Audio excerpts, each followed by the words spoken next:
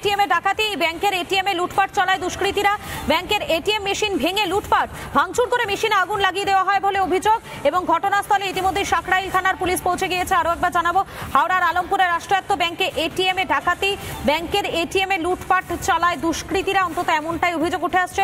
ব্যাংকের ATM machine ভেঙে টাকা লুট, ভাঙচুর করে মেশিনে আগুন লাগিয়ে দেওয়া হয় বলে অভিযোগ। ঘটনাস্থলে সাকরাইল থানার পুলিশ পৌঁছে যায়।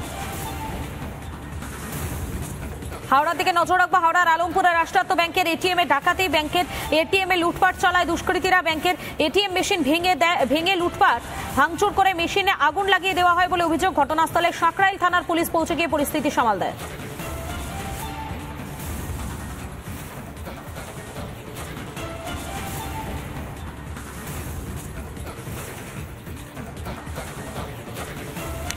হাওড়ার দিকে নজর রাখবো, হাওড়ার আলমপুরের রাষ্ট্রায়ত্ত ব্যাংকে এটিএম এ ডাকাতি, ব্যাংকের এটিএম এ লুটপাট চালায় দুষ্কৃতীরা। ব্যাংকের এটিএম মেশিন ভেঙে টাকা লুটের অভিযোগ, ভাঙচুর করে মেশিনে আগুন লাগিয়ে দেওয়া হয়, অন্তত এমনটাই কিন্তু অভিযোগ উঠে আসছে।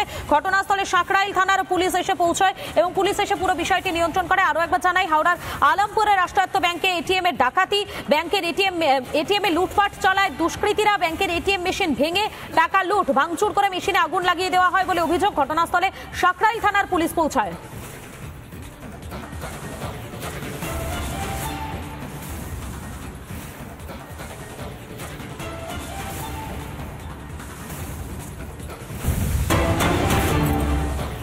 নজর রাখবো এই মুহূর্তে সার্ভে পার্কের দিকে। সার্ভে পার্কে সেখানে এটিএম থেকে খোয়া গেল টাকা। সার্ভে পার্কের কিশোর ভারতী স্টেডিয়ামের কাছে এটিএম থেকে টাকা খোয়া যায়। জানা গিয়েছে টাকা তুলতে গিয়ে এটিএম কার্ড আটকে যায় মেশিনে।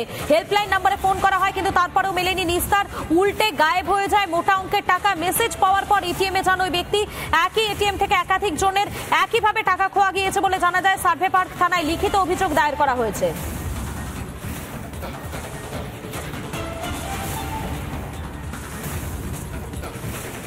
কার্ড ঢোকালাম, ঢোকানোর পরে পিন চাইলো, পিন দেওয়ার পরে কি হলো, মেশিনটা কিছুক্ষণের জন্য স্লো হয়ে গেল। হ্যাঁ, স্লো হয়ে গিয়ে এরর দেখালো যে টাকা কেটে গেছে। আমার অ্যাকাউন্টে যা ছিল একটাও টাকা নেই। আপনি কি কালকে থানায় অভিযোগ করেছেন? আমি অভিযোগ করি না, আমি কি জানি কি করে এইরকম আমাকে বললে সকালে যাচ্ছে এটিএম পেয়ে যাবো, এই ব্যাপার। 1,30,000 টাকা কিভাবে বুঝলেন? মানে মেসেজ এলো? মেসেজ যখন আসে তখন অলরেডি 1,30,000 টাকা চলে গেছে, তখন আমি এতটা বুঝতে পারিনি। তো আমি যখন এটিএম থেকে ঘুরে আসার পরে আমি যখন ফাইনালি দেখি যে আমার অ্যাকাউন্ট থেকে 1,30,000 টাকা অটোমেটিক্যালি তখন চলে গেছে। আচ্ছা, আপনি যখন এটিএম কার্ডটা আপনি ভিতরে যখন দিলেন তারপর পিন দিয়েছিলেন? না, পিন দেইনি, এবার অটোমেটিক্যালি না এটিএম কার্ডটা ভেতরে চলে গেছে। তো সেখানে আমি অনেক ট্রাই করেছি, নর্মালি আমরা এটিএম কার্ড আটকে গেলে চেষ্টা করি বের করে নেওয়ার, যে যখন কাজ করছে না এটিএম, অনেক এটিএম কাজ করে না। তো সেখানে আমি চেষ্টা করেছিলাম বের করার, কিন্তু বের হয়নি। তো তার অ্যামাউন্ট দিয়েছিলেন কিছু, কত টাকা তুলবেন? দেইনি, কিছুই দেইনি। তো তার আমাদেরই সহকর্মী ওখান থেকে টাকা এটিএম এ টাকা মানে তুলতে গেছে, টাকা বেরোয়নি, ওখানে টাকার জায়গাটা প্লেট লাগিয়ে রেখেছিল। টাকা যেটা জায়গাটা বেরোয় সেই জায়গাটা ফলস প্লেট লাগিয়ে রেখেছিল।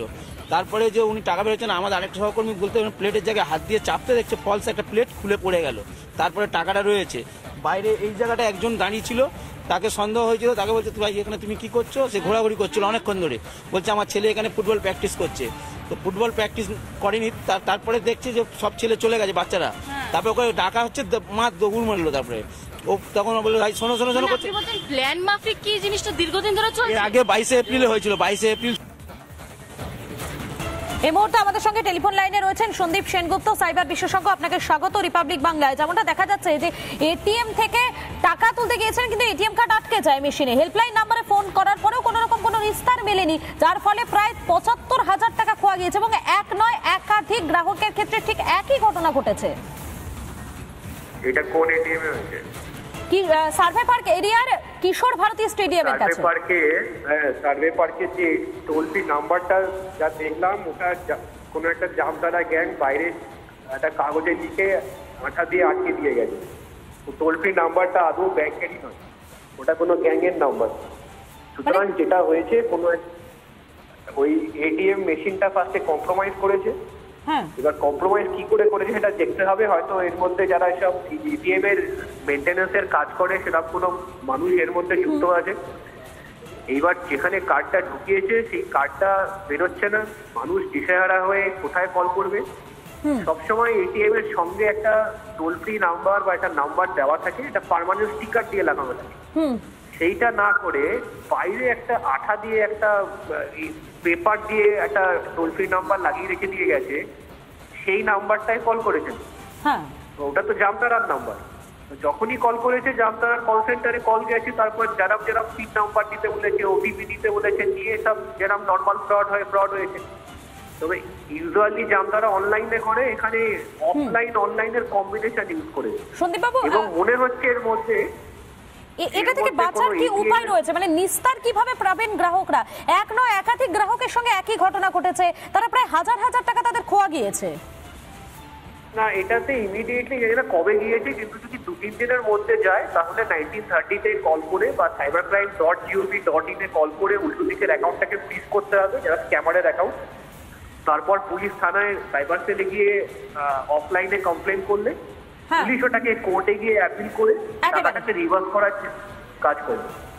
একেবারে ধন্যবাদ। আমাদের সঙ্গে টেলিফোন লাইনে ছিলেন সাইবার বিশেষজ্ঞ সন্দীপ সেনগুপ্ত, আপনাকে ধন্যবাদ। এবং এই মুহূর্তে এর পাশাপাশি এই মুহূর্তে আমাদেরকে একটা গুরুত্বপূর্ণ খবরের দিকে নজর রাখতেই হবে। বাইপাসের ধারে গ্যারেজে ভয়াবহ অগ্নিকাণ্ড। দেখুন একবার পরিস্থিতি। ঘটনাস্থলে দমকলের 3টি ইঞ্জিন পর পর জ্বলছে, একাধিক গাড়ি কালো ধোঁয়ায় ঢেকে গিয়েছে পুরো এলাকা। সরাসরি চলে যাবো আমাদের প্রতিনিধি ঐন্দ্রিলা রয়েছেন। ঐন্দ্রিলা, এই মুহূর্তে কি পরিস্থিতি?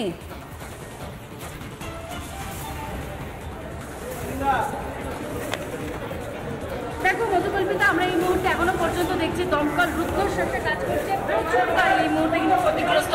আমার ভিডিও জার্নালিস্ট এই মুহূর্তে মোহিত দেখাচ্ছে এই মুহূর্তে, এবং সেই জায়গা থেকে আমি ছবি দেখাচ্ছি যে দেখতে পাচ্ছ যে প্রচুর গাড়ি এই মুহূর্তে কিন্তু ক্ষতিগ্রস্ত হয়েছে। স্বাভাবিকভাবে জানতে পারছি যে এইটা একটি গ্যারেজ, এবং এই গ্যারেজে আজকে মোটামুটি সকাল 10:30 নাগাদ, 10টা থেকে 10:30টার মধ্যে আগুনটি লেগে যায়।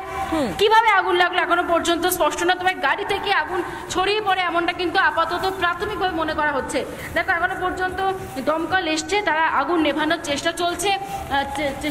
এই মুহূর্তে দেখতে পাচ্ছ এখনো পর্যন্ত হোস পাইপ নিয়ে দমকলের যারা রয়েছেন তারা কিন্তু একেবারে ভিতরে ঢুকে পড়েছে, এবং সেই জায়গা থেকে এই মুহূর্তে কিন্তু অনেকগুলো গাড়ি তুমি দেখতে পাচ্ছ সেটা কিন্তু ক্ষতিগ্রস্ত। 13 নম্বর আরিপোতা একেবারে ধাপ্পার পিছন দিকটা এটি, এবং সেই জায়গাতে এই মুহূর্তে আমরা এসে পৌঁছেছি। এই মুহূর্তে তুমি দেখতে পাচ্ছ অনেকগুলো গাড়ি, আমি হাতে গুনে একটু যদি দেখাই, 1, 2, 3, 4, 5, 6 প্রায় মোটামুটি 10 থেকে 12টা গাড়ি এই মুহূর্তে দেখতে পাচ্ছি, আরো ওপাশে রয়েছে।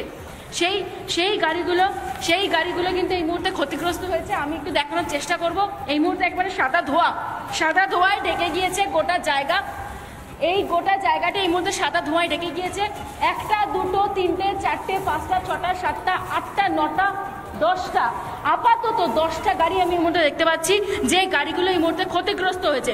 দেখো প্রত্যক্ষদর্শী যারা ছিলেন সকালবেলা বলছে 10টা থেকে 10:30টা সেই টাইমে লাগে। আচ্ছা বলছি দাদা কখন হলো একটু বলুন না। জানি না ম্যাডাম, আমি গ্যারেজের কোনো নাম এখানে নেবেন না। আচ্ছা কিভাবে হলো? পিছন দিয়ে আগুন লেগে গেছে শুধু, ব্যাস। পিছন দিয়ে বলতে কি আছে? পিছনে গরুর খাটাল আছে। খাটাল থেকে আগুন কটা নাগাদ? 1 ঘন্টা আগে? হ্যাঁ। হ্যালো, অর্থাৎ প্রায় 1 ঘন্টা আগে আগুন লেগেছে বলে জানাচ্ছেন যারা প্রত্যক্ষদর্শীরা রয়েছেন তারা। আপাতত তুমি নজর রাখো এই বিষয়ের দিকে। আপাতত তোমাকে ধন্যবাদ ঐন্দ্রিলা।